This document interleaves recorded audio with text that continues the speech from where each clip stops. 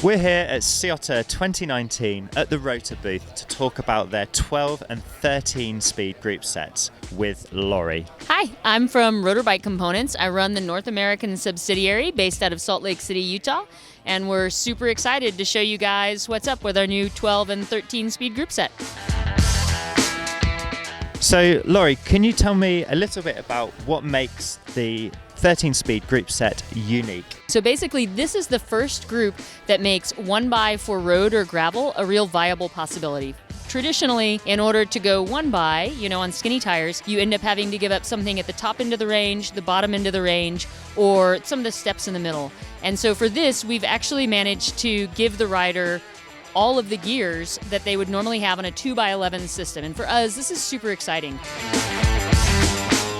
So over on the trainer behind us, we'll end up looking at a bike with a 48-tooth front ring and a 1036 in the rear, and that gives us functionally all the gear stepping of a 5339 with an 1128. We worked a lot with our pro riders in Dimension Data and AG2R in order to be able to find out what cadence they rode at most comfortably in which gear ratios. And at that point, we created the gearing on the cassettes, the cassette stepping, to best allow riders to ride in a cadence that was comfortable and natural to them without giving up any of the gear ranges. So tell me, Lori, about the 13-speed rear derailleur. Okay, so basically it is a single long cage rear derailleur. It can be paired either with a flat bar shifter for a mountain bike or a curly bar shifter for road or gravel. It has a few really unique features. First off, the indexing mechanism is actually in the rear derailleur. It is a hydraulic actuated system. There's about 4 cc of fluid within the whole system, so it's a very low pressure system. There's also a clutch within it, as is appropriate for a long cage rear derailleur. This helps keep your chain from bouncing around and helps keep it in better contact with the ring, obviously, and reduces incidence of a chain dropping off of a ring. The derailleur also has what we call a go to origin button, which if we hold this and turn the crank once, means that the chain drops all the way down to the 10-tooth cog. One of the really cool things about that, it means that for changing a flat, you don't have to hold the bike, the whole Pro Tour mechanic thing where they're hanging the bike on their shoulder by the saddle. You don't have to do that anymore. I mean, you press this little button on the derailleur, you turn the crank once, it drops to the 10, and you pop the wheel off. So it's really nice. You can also manually move the derailleur back up the cassette, which means if you were to have a critical failure out on the trail, let's say, you're riding your mountain bike and you hop over a super gnarly feature and you somehow catch the hydraulic line on a piece of the log sticking out. You can, with the ability to manually move the chain back up the cassette, you can set it in a gear that will help you either get up the rest of the climb or, you can drop it down and get back out off the climb too. So that's pretty exciting.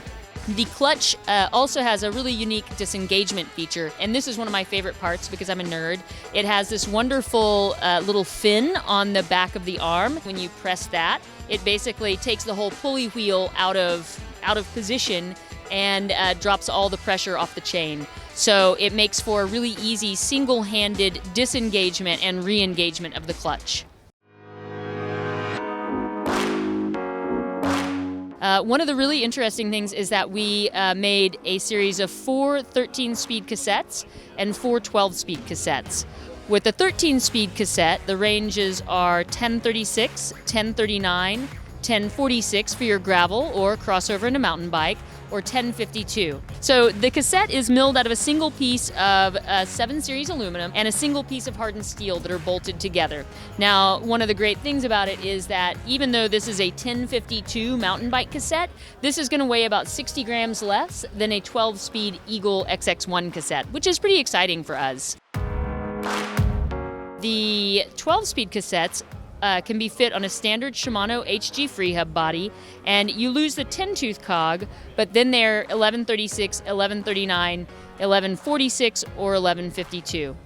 This is pretty exciting because with chainring options from, I believe, 26 up to 54 on a 1x system. So you can really mix and match whatever gear needs you're going to need for your perfect bike, whether it's a gravel bike a road bike, or obviously ultimately a mountain bike. Yeah, so something else really cool is that with the cassettes, so we were talking about the different 12 and 13 speed ranges, we really wanted to make these a more accessible price point. So the 12 speed cassettes are all in the $365 range. The 13 speed cassettes are $415. So I see that you guys run an oval chainring with your system. What makes the oval chainring something that you believe in? So you can run the system with either round or oval chainrings. We do a ton in both of those. However, the oval chainrings are a big part of the Rotor history and kind of part of our story. And we have some really cool pieces of technology that can help us quantify why they're a great idea and why they help a lot of riders. So basically, if I take a crank and ring, about 60% of people will have their point of maximum power between 3 and 4 p.m. on a clock face. Now, the interesting thing is we want to position the ring where you have functionally the most teeth when you have your point of maximum power. The flip side of that is that when you're at the back spot of your pedal stroke, where you have the least power, we functionally give you the fewest teeth. So this actually smooths out the power delivery through the pedal stroke. On the mountain bike, it's pretty cool because it makes it harder to break loose the rear wheel, which is pretty exciting. And on the road bike, of course, it gives you a more efficient pedal stroke. Like, so for instance, triathletes love it because they tend to build less lactic acid. Roadies appreciate it because it takes strain off the back and knees. And then, of course, it smooths out your power delivery through the pedal stroke. With our power meter, we also have the ability to quantify it. So we do a full graphic pedal stroke analysis, also called a spin scan, that you might be familiar with, which normally looks like a peanut. One of the really cool things is that if you go from a round chain ring to an oval chain ring, you will actually see the peanut, the split in the middle of it, kind of open up. Yeah, it's pretty cool. Really, we just want to make everyone's experience, on a bicycle better. Let more people ride longer, have more fun, have a better experience, and keep pushing the conversation forward on the best technology out there.